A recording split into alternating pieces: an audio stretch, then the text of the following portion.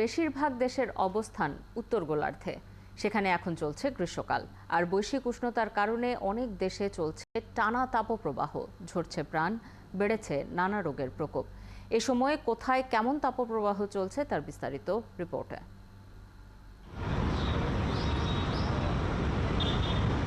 প্রতিবেশী দেশ ভারতের রাজধানী নয়াদিল্লিতে গড় তাপমাত্রা এখন ৩৭ ডিগ্রি সেলসিয়াস, আর পশ্চিমবঙ্গে ৩১ ডিগ্রি সেলসিয়াস। অবশ্য ভারতের বাণিজ্যিক রাজধানী হিসেবে পরিচিত মুম্বাইয়ের তাপমাত্রা চলতি গ্রীষ্ম মৌসুমের হিসেবে কমই আছে, আর তা হল ২৯ ডিগ্রি সেলসিয়াস।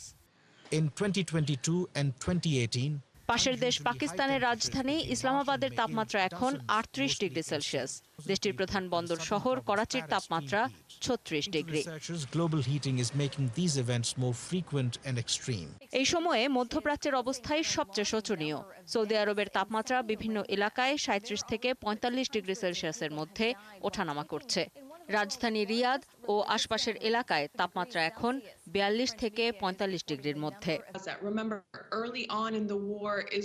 ফিলিস্তিনের দুই অংশ গাজা ও পশ্চিম তীরের তাপমাত্রা ৩০ থেকে ৩২ ডিগ্রির মধ্যে আছে। যুদ্ধবিধ্বস্ত গাজার মানুষের জীবন আরও দুর্বিষহ করে তুলেছে তীব্র এই তাপপ্রবাহ। অনেক উষ্ণ দিন দেখেছে কুয়েত। মধ্যপ্রাচ্যের উপসাগরীয় দেশ কুয়েতের বিভিন্ন অঞ্চলে তাপমাত্রা বইছে ৪৫ ডিগ্রি থেকে ৪৭ ডিগ্রি সেলসিয়াসের মধ্যে। উপসাগরীয় অঞ্চলের আরেক দেশ সংযুক্ত আরব আমিরাতের রাজধানী আবুধাবির তাপমাত্রা চলছে ৩৬ ডিগ্রি সেলসিয়াস। একই রকম গরম অর্থাৎ ৪০ ডিগ্রি সেলসিয়াস তাপমাত্রা চলছে মিশরের রাজধানী কায়রোতেও।